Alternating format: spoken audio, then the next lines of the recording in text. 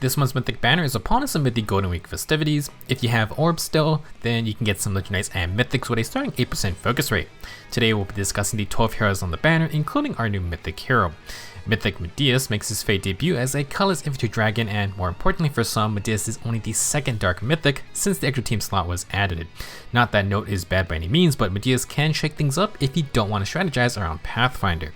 He will also grant an attack boost for your Dark Blessed heroes. Now in the trailer we saw Medeus' stats, and assuming no changes, he has 40 HP, 44 attack, 18 speed, 38 defense, and 43 res. Very tanky stats with low speed, and Medeus does have ways to get around that. His 43 base res will be important if you plan to use him. For old skills, this big bad will have Glacies to no surprise, and he's also going to have defense and res ideal 4. Reminder that Valentine's Lissa has the tier 3, which can let you grab the tier 4 plus Medeus' other new inheritable skill. For his weapon, Shadow Breath, it has 16 might with an extra plus 3 attack. This gets Medeus to 63 attack total, again assuming no changes. At the start of turn, he grants plus 6 attack and res, and the On Guard status to himself and allies within 2 spaces. If foe initiates combat or has more than 75% HP, Medeus then inflicts minus 6 attack and res on them, plus he prevents a follow-up attack. Relatively simple abilities for a tank. Follow prevention and debuffs are always nice. What's new is this On Guard status, which states it neutralizes damage outside of combat except for AoE specials. As an Aether Raid's defensive mythic, this is obviously targeted at stopping the offense bolt tower. Basically, if your team has On Guard on them, they take no damage, and this extends to things like Poison Strike, Savage Blow, Dual Hector's dual skill, and possibly self-recoil effects like from Fury. We'll need to test that last one out, but Fury's recoil happens outside of combat, so I think it should apply. That could be an interesting feature for double Fury or triple Fury builds, since sometimes the flat stat boosts from those things can matter. If your defense team is vulnerable to bolt tower strats, then Medeus might be worth picking up, but even without facing out of combat damage, Shadow Breath still provides a plus 6 attack and res buff, and On Guard counts as a status effect to proc the ideal A skills. For his unique B skill, Medeus has Assured Rebirth, which I have rewrote a little bit. If Medeus has more res than the enemy, he makes a guaranteed follow-up attack and reduces damage by percent equal to the res difference times 4, max of 40%. AKA the standard Dragon Wall damage reduction. Now Assured Rebirth actually provides more damage reduction with a different condition. Reduced damage by percent equal to the number of staff or dragon allies within 3 spaces times 20. One of those allies will get you 20% damage reduction, 2 allies get you 40%, and 3 grants 60%. By the way, Assured Breath can only provide 60% total damage reduction, but it does combine both the Dragon Wall part and the staff and dragon ally part. This skill requires some testing, but I assume in this case the 2 damage reduction values will be added together instead of multiplied like usual, since the original wording treats it as one value. I just split it up for the sake of readability. Another thing that isn't fully clear is if the healer and dragon condition also has a cap of 40%. If that is the case, you can only mooch off of 2 allies instead of 3, and you can't get 60% damage reduction without even checking the res stat. From my understanding, this ability is referencing Medeus' boss fight in New Mystery of the Emblem, where he has 4 priestesses around him, and if you don't save them, he uses them to regen. Because of that, I would think they will let you get the 60% damage reduction by having 3 nearby allies. If that isn't the case, then you're going to need 2 allies, and you just need to win the res check by 5. Considering Medeus has sky high base res, he gives himself a plus 6 res boost, and he inflicts minus 6 res on the enemy. It should be easy to get Assured Rebirth active at least to 40%. You do want to win the res check though, because otherwise Medeus doesn't get a follow-up attack. Last up, Medeus does have a new inheritable C-skill called Canto Control 3. Technically not really a new skill because we already saw Canto Control on Mikoto's Refine, and it does the exact same thing in C-skill form. If a foe within 4 spaces triggers Canto, then if they're a melee unit, then they can only move 1 space max. If it's a ranged unit, their turn ends immediately. So, Canto Control is here in a more accessible form, and at the moment, I have to assume it's inheritable by at least infantry units. I don't really see why it should be restricted at all. I think it won't have any restrictions, but we have to check back once Medeus is in the game. Like with Mikoto, the Canto Control user must survive, so you want to protect them from the actual Canto attacker. There is one standard unit I think really might like this skill, and that's the Gatekeeper. His whole niche is obstructing enemy movement, and Canto has contributed to the current meta meta mess immensely. With Canto Control and Disorder Report, Gatekeeper sets up a 4-space zone that blocks warping, it hinders Canto, and he has the Super Obstruct that works on ranged foes. Pair this with your typical save army units and, well, the gate to Garrick Mach isn't going to be breached very easily. If the skill is not inheritable by mages, I'm going to be severely disappointed. Overall, Medeus is definitely an interesting mythic, another option for your Dark Mythic teams to get the extra team slot, and he can protect his team from bolt tower type strategies. He also can use Canto Control since he himself is pretty tanky, especially with Assured Rebirth fully active.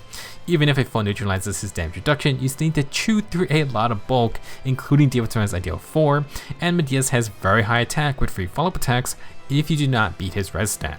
Generally speaking, if you wanted to, I don't see why Medeus couldn't run something like Distant Counter with Breath Sacred Seals. You can also fully commit to defense, but you may want something like Garde from something like a Stance A skill. Before you summon for Medeus, I do think we need to test him out a bit. I'm not sure if On Guard works with self-recoil skills, and I would like to clarify the damage reduction caps for Assured Rebirth. Not that Medeus loses many res checks, but if you can get 60% damage reduction just for having 3 nearby healers or dragons, then dang, that's pretty cool. We also need to see the full inheritance restrictions for Canto Control. Overall though, Medeus is going to be another super bulky unit, especially if you can't negate damage reduction, and we finally have a more accessible way to stop Canto. Golden Week and the upcoming Fallen Banner are tempting, but Medeus is making a pretty good case for himself right now. Next, let's talk about the 11 other heroes on the banner. In red we have Mirabilis, Altina, and Flavia. For blue it's Legend Dimitri and Julia with Ascended Idun. Green has Thor, Oder, and Hel. Last, joining Medeus is the fun Elamine and Legendary Micaiah. Starting us off in red is Mythic Mirabilis, an animal mythic hero and a dancer. She can provide long range attack debuffs when she dances an ally, and her debuffs spread around the nearest foe within 4 spaces. Her weapon provides more debuffs on foes with penalties to further help her team, and she has Sabotage defense to increase those chances. Personally, Mirabilis is very slow, but she has Fortress Defense in Res 3 for extra bulk. She also has Defense Gap for extra buffing. As an animal mythic dancer, Mirabilis provides some interesting perks for your team comps. Her passives are also all kind of rare skills, so you could use her for fodder. Next is Mythic Altina, a sword flyer who negates fly effectiveness and has the potent Ragnar Lande combo to have distant counter with dual phase brave attacks. Altina has twin blades which do negate % damage reduction skills, so you do need to be careful if you depend too much on that. If she gets into vantage range, Squisher units are in trouble, but if Altina fails to kill in 2 hits, she's in big trouble herself. For extra stats, she gets +6 attack and defense from Assured's Chosen, and she also gets more from attack and defense Oath. Sadly, that is her only somewhat rare skill, and even that is on a Heroic Row unit now. Last up is Flavia, one of our Speedy Swordmaster contenders. Flavia's Lioness Blade accelerates specials, grants +1 special charge, and disables % damage reduction skills on special trigger. Like with Young Innis or Teenage weapons, you do not want to underestimate this ability since you can use whatever special you want with it. Against Medeus, for example, you can slap him with Ruptured Sky's Empowered Damage Boost. For passives, Flavia is going to have attack and speed push 4 and is the only unit with red feud if you hate certain red units. Overall, the red group does not have the greatest skill inheritance options, but these 3 units have their own uses. Moving on to blue, we have the ever popular Legendary Dimitri. He's a pretty fast lance infantry unit with Arid Bar granting him accelerated specials, +5 to all stats, and dodge. Pretty nifty to go with the new Vital Ash special if you so wish. Dimitri also has Atrocity, which is disgusting, giving him true damage per hit equal to 25% of his attack stat. After combat, it also inflicts -5 to all stats and Pulse Smoke in a 2-space AoE. For his passives, you can get Steady Impact, plus Odd Tempest for that bonus movement. Next is Legendary Julia, a blue infantry mage who can pack on a lot of damage, but is pretty basic. Virtuous Naga is effective against dragons, and if Julia wins an attack check, she gets +6 attack and res. Light and Dark is an Omni-Law effect, and negates adaptive damage, so Julia can fight those nasty dragons. For inheritance skills, you have Mirror Impact and attack and res Oath, but that is available on Peleus now. Last up is one of our more recent units, Ascended Idun, a blue armored dragon with a ton of stats. This Idun is basically Brave Hector, almost exactly. She accelerates specials, inflicts -5 to all stats, ignores debuffs, has armor effectiveness, and negates armor effectiveness against herself. To top this off, she has Sturdy Stance 3 and Defense near save, and you have one nasty unit. Idun will need a quick repose skill, and she is the sole holder of Wily Fighter, which negates enemy field buffs and grants a follow-up attack. Idun definitely is the star fodder unit in this group. Save skills are busted, Sturdy Stance 3 is fantastic, and Wily Fighter is another armor quick repose option. Blue isn't a bad group, but Dimitri and Idun, even Julia, can pile on the damage. Next in the green group, starting with Thor, one of the top 4 chosen in A Hero Rises. Thor is a pretty solid unit with low speed but high attack and built-in follow-up attacks. War Guard Moner, also exciting specials, is armor effective, grants +6 attack and inflicts -6 attack, and if Thor is solo, she negates enemy field buffs. She has attack and defense push 4 for stance and the very good Flow Guard B skill. Flow Guard gives offensive cast and flyers a very powerful tool with offensive no follow-up and guard to block instant specials. It's a top tier skill to have around. While the God of War is a great combat unit, she's also a solid team player with Road Breaker, giving nearby allies and Thor herself extra special charge per attack. Great to mess around on units who cannot run steady breath skills. There is a reason Thor was one of the finalists for A Hero Rises. Next is Mythic Odor and Axe Cavalier. On one side we have the God of War, and the other side we have the God of Death. In the middle is literally just some dude. Now despite that, Odor is a bit similar to Thor. He gets a free follow-up attack with attack buffs and debuffs, plus he has Canto 3 for 4 turns. His Brutal Shell special is just Luna, but it pre-charges itself on turn 1. Odor has Flow Refresh, which does provide partial follow-up, but it has 10 HP healing after combat instead of guard.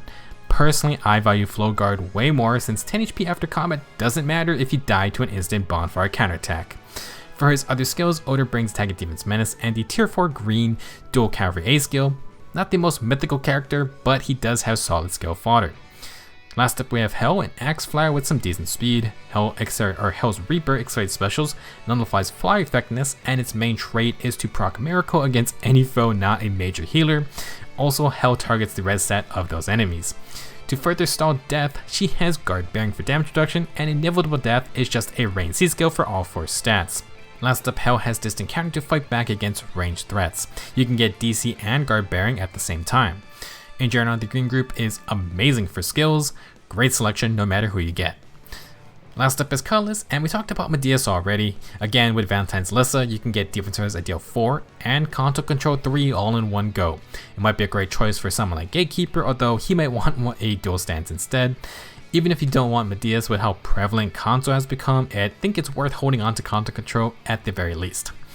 Joining Medeus is another interesting unit, Mythic Elamine, an Asher Mythic. She is a flying healer that can apply the false start status, which prevents effects that proc at start of turn from activating. For example, if you hit Medeus with false start, he can't pass out on guard to his team.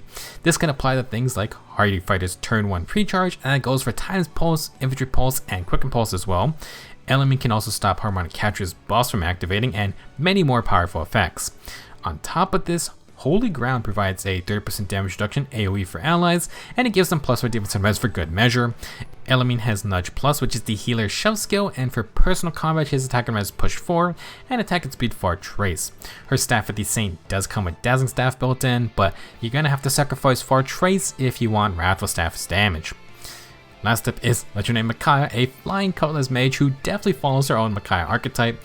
High attack, armor and cavalry effectiveness, free follow-up attack, and bonus attack and res. She also comes with Desperation 2 to use with her follow-up attack, and Prescience gives 30% damage reduction along with -5 attack and res on the foe. Another way to drop to low HP is Maiden Solace, which is an upgrade from Sacrifice. Basically, Micaiah heals allies with her own HP, and she has Harsh Command Plus to neutralize penalties on them. She has Fury 4 for more recoil to get into Desperation range, and she's still the only one with Joint Distant Guard if you want that C-skill. Generally speaking, Micaiah is the least interesting colorless option here, but she's still decent with okay fodder skills. Medeus and Elamine are a bit more interesting in terms of gameplay, especially if you need Mythic Heroes. That would be it for this month's Mythic Hero. Let me know what you think about Medeus and if you have plans to use on Garde or Canto Control. This banner does last a while, and we will see the Fallen banner in May, assuming it's still Fallen Heroes this year. The COL Hero Fest also lasts that long as well, so if you have strong willpower, you can wait to see before you make a decision. That's all I got for this video. Thank you for watching, and I'll see you in the next one.